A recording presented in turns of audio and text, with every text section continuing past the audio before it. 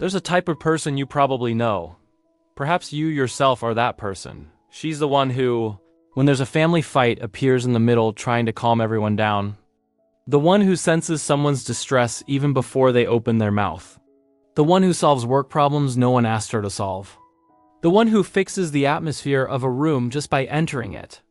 The one who hears someone crying at 2 in the morning and attends to them, even when exhausted. The one who carries burdens no one else wanted to carry.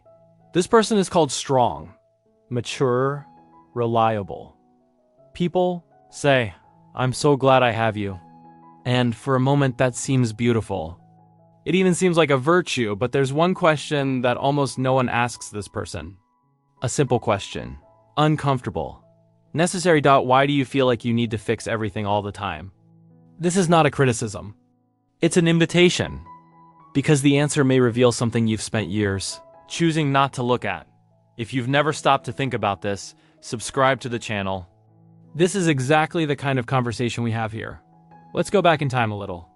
Not to your entire childhood. Just to some specific moments when you realized, even without having the words for it, that depending on others was dangerous. That asking for help created problems. That showing weakness had a cost. Perhaps you were the child who heard your parents arguing through the wall and immediately thought about how to resolve the situation. Who saw your mother crying and felt the need to do something. Who learned to be funny, helpful, quiet, or perfect depending on what the environment demanded. Because those were the ways to maintain peace. Perhaps you've never heard a close adult say, "I'm tired. I'm scared. I need help." And then he learned that those words were not allowed. Psychology calls parentification the process by which a child assumes emotional roles that belong to adults. And it doesn't have to be dramatic to leave deep marks. It happens silently. In the accumulation of small moments in which the child realizes that the space to be a child is limited. That they need to mature. That they can't be a burden. That they need to be strong. And that child grows. The body grows, time passes, childhood technically ends, but the internal system built back then doesn't disappear. It just finds new environments to operate in, the same pattern that used to help. You resolve conflicts at home starts to appear at work. The same hypervigilance that taught you to read your parents. Moods begins to make you feel the tension of an entire room before anyone else realizes something is wrong. The same need to be useful in order to feel secure begins to define how you relate to everyone. And the cruelest part is that, from the outside, it looks like competence. It looks like maturity. It looks like strength, and you believe that too. Because nobody told you that maybe what seems like strength started as a form of survival. There comes a point in some people's lives when being useful stops being something they do and becomes who they are. It settles in little by little. In small confirmations that the world gives, you solved a problem that no one else could. And someone looked at you with admiration. That filled a deep void. You were there when someone needed you. And that person said they didn't know what they would do without you. And you felt that your place in that relationship was secure, and you learned it without anyone needing to explicitly say so. If I am useful, I have value. If I fix people's problems, I will be loved. If I am needed, I will not be abandoned. If I take care of everyone, no one will realize how much I myself need care. This last point is the quietest of all, because there's something very convenient about always being busy with other people's problems. While you're fixing someone else's life, you're completely distracted from yourself. And perhaps it's important to ask, is this distraction always accidental? Psychology calls emotional avoidance the process by which a person keeps themselves busy and focused on external things precisely so as not to have to come into contact with what is happening inside. And there is no more socially acceptable form of emotional avoidance than being the person who takes care of everyone. Because nobody will question you about it. They will praise you. They will thank you. To the point where you no longer know who you are when you're not being useful. To the point where a weekend without solving anyone's problems feels too empty. To the point where resting seems, in some inexplicable way, irresponsible. Not because you are incapable of stopping, but because stopping means being with yourself. And being with yourself means, finally, listening to what constant movement has managed to silence. There's a hard truth to hear. Not because it's cruel, but because it touches on something you've spent years carefully organizing so you wouldn't have to. Many people who spend their lives fixing everything around them do so because fixing what's outside is infinitely more bearable than looking at what's broken. Inside. As long as there's a crisis to resolve, you don't need to feel. As long as someone needs you, you don't need to wonder what you yourself need. As long as the focus is on the problem outside, the pain inside remains managed. Postponed indefinitely. Psychology calls this process self-abandonment, and it rarely takes the dramatic form that the name suggests. It appears as a small choice, repeated thousands of times. The choice to answer the phone when you needed to rest, to solve someone else's problem when your own was unsolvable, to swallow your exhaustion because someone needed your full attention, to postpone your own pain because the pain of others always seemed more urgent. Each choice in isolation seems generous, but added together over time, they build a life in which you are present for everyone else, except yourself. And when someone asks how you really are, you realize you don't quite know what to answer. Because it's been so long since anyone asked. Because it's been so long since you asked yourself. Your heightened vigilance made you extraordinarily sensitive to the emotional state of those around you.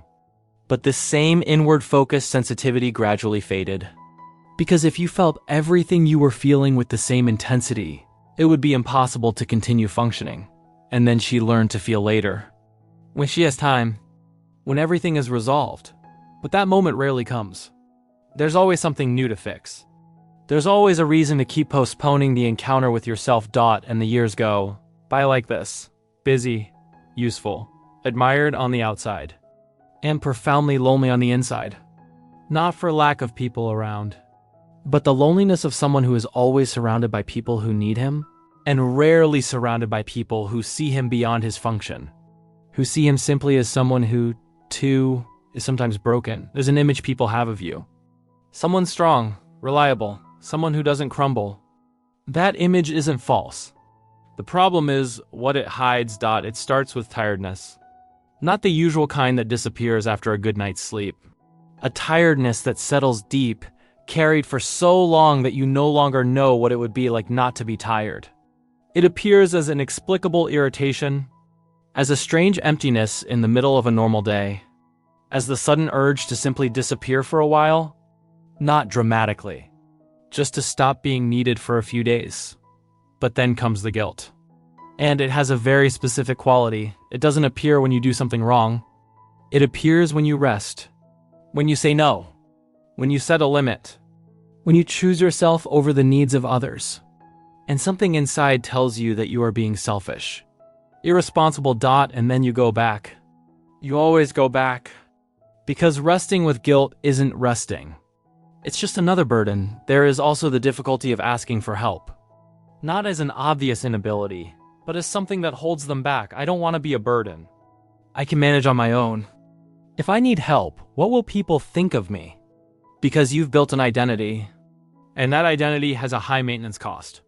Being the person who fixes everything means you can't be the person who needs someone to fix something. And there's something even more difficult, the difficulty of receiving care. When someone tries to take care of you, a discomfort arises, a reflexive urge to say that you're fine, that you don't need it, to transform the moment when you were being cared for into a moment when you are the one caring. Because receiving care requires occupying a place you've never learned to occupy comfortably. The place of someone who needs it. The place of someone who isn't well. At the heart of it all, there's a question that arises in the quietest moments before sleep. When the day's hustle and bustle comes to a standstill. If I stopped fixing everything, would these people still be here? If I were no longer useful, would I still be loved? If I needed help, would anyone stay? You may never have asked these questions aloud, but the fact that you've never stopped to answer them says a lot about how continuing to move has been a way of avoiding having to know the answer. For years, perhaps decades, you believed a narrative about yourself. That you are the way you are because you are strong. And people confirmed it. They said you were different.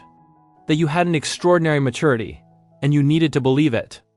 Because the alternative was much harder to see. That the alternative was to consider that perhaps You didn't become the person who fixes everything because you were naturally strong. Perhaps you became that person because at some point very early in your life, you had no choice. A child growing up in an unpredictable environment learns to monitor everything. Reading faces, sensing tension before it explodes. Not because I'm extraordinarily mature, but because their safety depended on it. A child who learns that demonstrating needs creates conflict learns to resolve them on their own. To not be a burden. Not because they are naturally independent, but because they depended on others at times when those others weren't there for them. These are not weaknesses. They are sophisticated emotional survival mechanisms. They were appropriate responses to environments that demanded too much from someone who was still learning how to exist. The problem isn't that you developed these mechanisms. It's that they were never revised. Because nobody told you they could be. Nobody showed you that the environment had changed, and so you continued operating with the same system.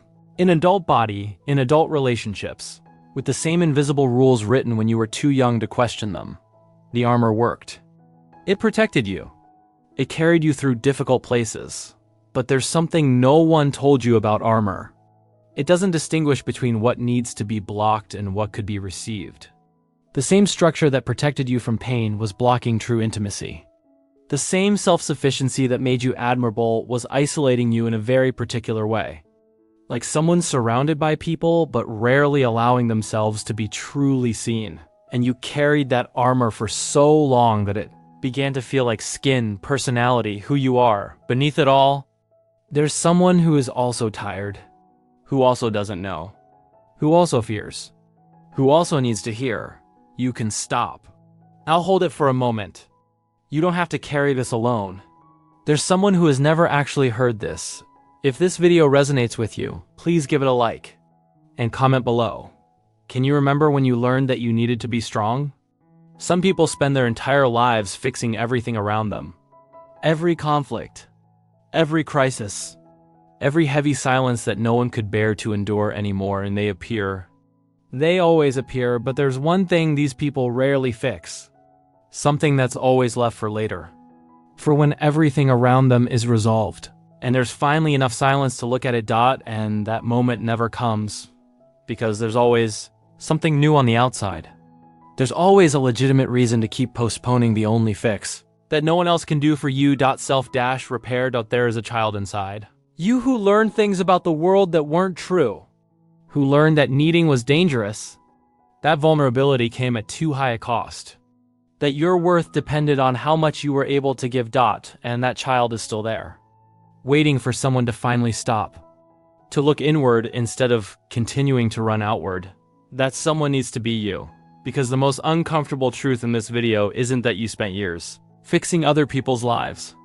It's that you did it in part because looking at what's broken inside yourself seemed far more frightening than any problem the outside world could present you with. The constant noise outside has always been easier to bear than the silence inside. Because in silence, questions arise. Who am I when I'm not being useful to anyone? What lies beneath this weariness that I've learned to call strength? The fact that you survived wearing that armor doesn't mean you have to die in it. There is no simple conclusion to what has been said here. There is no step-by-step guide. There is no technique that will solve this in 30 days. What exists is perception. And honest perceptions have the power to change the direction of a life. Not all at once, but slowly and genuinely. In the only way that profound changes happen. You'll probably walk away from this video and continue fixing things. Because that's what you know how to do. And that's okay. It's not about stopping caring for others. It's about realizing that caring for others and neglecting yourself are not the same thing.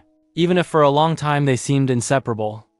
It's about understanding that there is a difference between helping because you genuinely choose to and helping because you don't know how to exist any other way. Vulnerability is not the opposite of strength. It's where true strength begins. And perhaps the biggest problem in your life isn't what you haven't been able to fix yet. Perhaps it's the fact that you spent so much time taking care of what's broken in others that you never realized how much you also needed taking care of.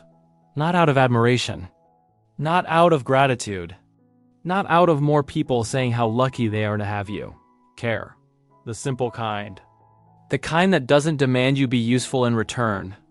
The kind that sees you not for what you solve, but for who you are when you're not solving anything. You deserve this.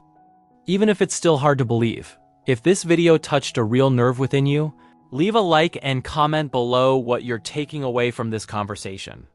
Every comment shows me that it's worth continuing to bring content like this here. And the next video is appearing on the screen now.